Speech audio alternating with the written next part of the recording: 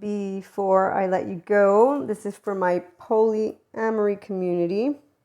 One, if you have not read Polysecure, it's a great one. And two, on that note, some channeled guidance. We had a lovely full moon. So if you're 5D mystic, this is where, depends on your journey, but between our oversoul, and I'll just stay vague, that way we can allow ourselves to remember not everyone actually does interact with that oversoul, with the energetic imprint knowingness. And as people, we all though have encounters and polyamories because we love more than one person equally. And here's where love, let's begin. It's our nature, and it's when we're in a ventral vagal nervous system state. When you're in a secure attachment in your own body. So you're a safe haven, secure base. Means you can stand up for yourself with unconditional love. As somebody points out, the flaws and imperfections that you have and that they don't like.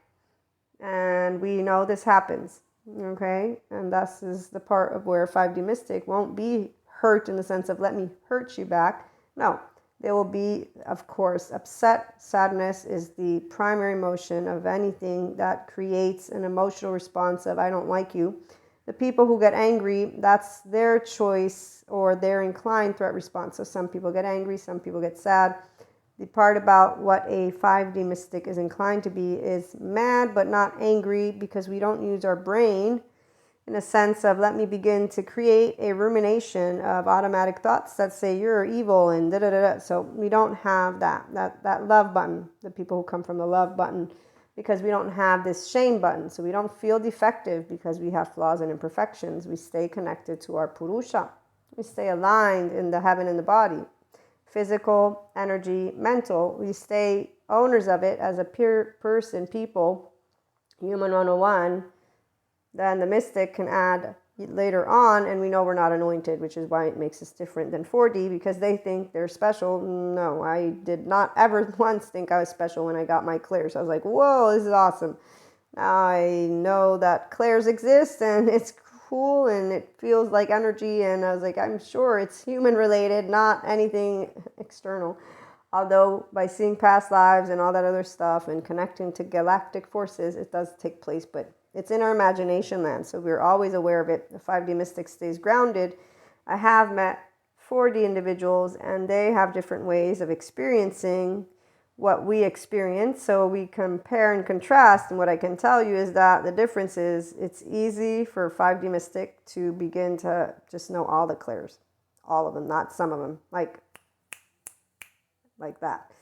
And this is where you're not competing with anyone, because self-empowerment means you're not trying to be like somebody else. And it's good to know the difference, which is why I'm creating a group for our 5D mystics. The paid subscription-based model content is for those of you who identify, resonate with the fact you know you're not anointed, you know there's not supernatural, you know that it's energy. And yes, I have a basics. I'm starting to learn more about the physics and neuroscience, but we don't need to get into that. We want a community to share and talk about those experiences, but not with the metaphysics, esotericism, spiritual, who use belief systems behind it. We embody the fact that we're having human experiences with other people that are part of our oversoul, and we're not here to change them, take care of them, save them. There's no superhero, there's no supervillain, there's no need to rescue. And that's one. So in the case of our oversoul, no one has to stay with anyone, and no one actually cancels anything. The whole thing that soul contracts end, okay, yeah, that's a BS thing, because we're an infinite ball of energy that just, no time, no space. So they kind of disconnect from the words they speak, some people, but let's leave that alone. For polyamory, it's an innate way of feeling. That's why we embody it easily. When I found polyamory, I was like, wow, I was this even as a teenager. Would I have chosen it with my lovely relationship status?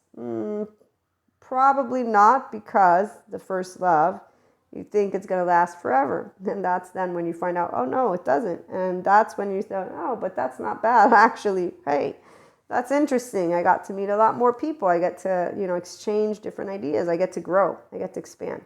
So some people are good with it. And here's where my Enlightenment soul age group people are.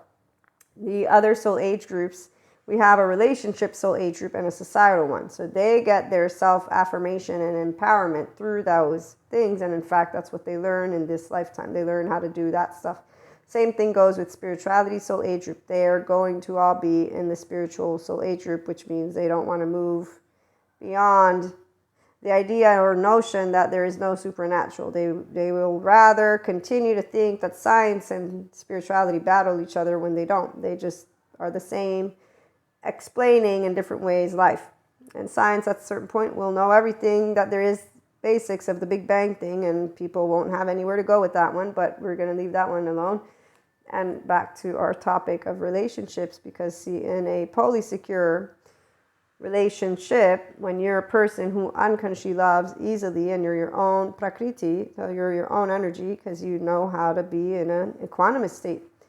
So I had a bunch of experiences throughout my lifetime, and one that is my most favorite is where I was able to be the optimized, compassionate version of me, while inside my body all this other stuff was coming up.